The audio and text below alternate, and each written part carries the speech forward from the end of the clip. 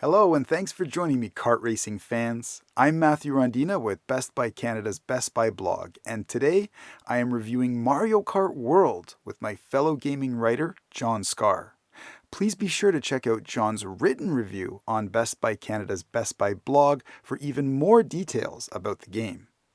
You can find that linked in the description below, so be sure to check it out and take the checkered flag. Just a friendly reminder, you can order Mario Kart World today for the Nintendo Switch 2 via bestbuy.ca. Now let's grab our Joy-Con 2's Pro controllers and hit the track. As a lifelong Mario Kart fan, it's a very exciting time.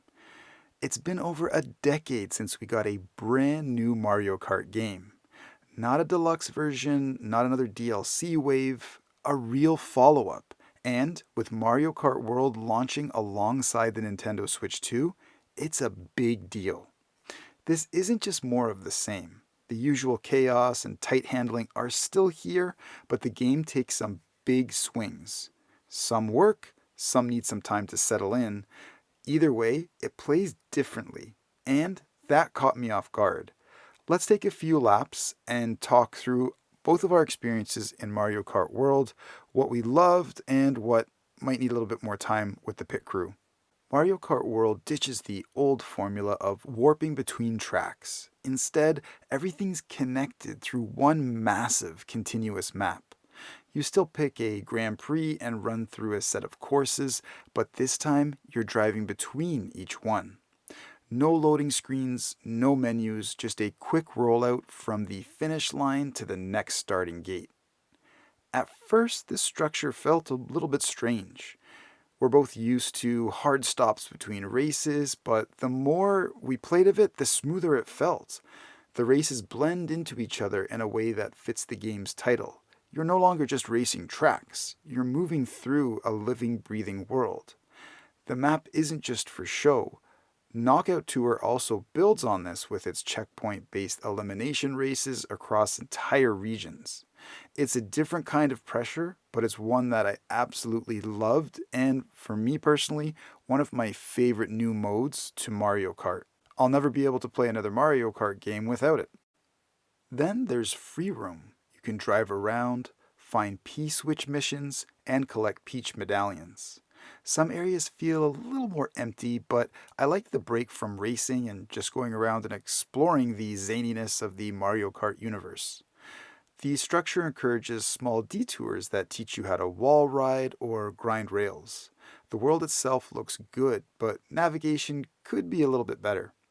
The minimap also leaves a little bit to be desired, and it's easy to forget where things are. Still, the regions feel distinct enough that you'll eventually memorize your favorite spots, and with the beautiful graphics on the Nintendo Switch 2, it's akin to driving through a stunningly rendered Saturday morning cartoon with all the zaniness you would come to expect from the world of Mario Kart. Mario Kart World doesn't tell a story in the traditional sense, but the new structure changes how you think about progress.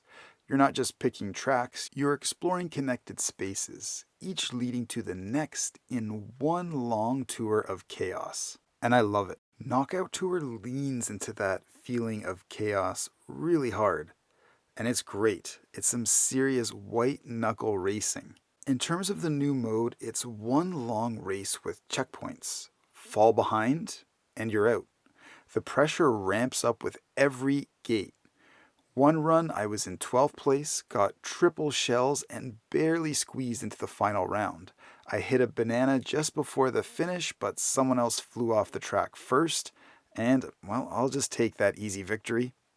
Grand Prix mode is a little more relaxed, but it still has surprises. The mix of one-lap segments and intermissions between tracks keeps it interesting. Free roam isn't as deep as we'd like to see, but it's still useful and pretty interesting to check some extra things out and build your skills. And you can also practice new tricks, look for collectibles, and again, one of the things that my son and I did constantly was look for new costumes. So there was some added fun value there. Those things can also be unlocked in the Grand Prix, but you can go for some fun cleanup and pick up some extra costumes within free roam. It was a lot of fun.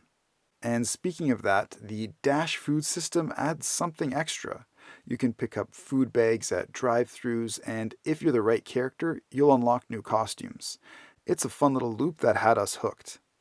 The controls are smooth across the board, carts respond well, tricks feel snappy, and speed always matters. The new ideas don't replace what worked, they layer in some risk, timing, and flexibility. When it comes to graphics, Mario Kart World is one of the best looking games Nintendo has ever released. It runs at a smooth 60 FPS and holds steady in most situations. Whether you're on a beach, in a forest, or drifting through a storm, everything looks smooth. The lighting is especially beautiful. Some races start with a heavy rain, then shift to sunlight by the final stretch. That change never feels jarring, and you notice shadows and skies getting brighter as you go. Each area has its own style and weather patterns.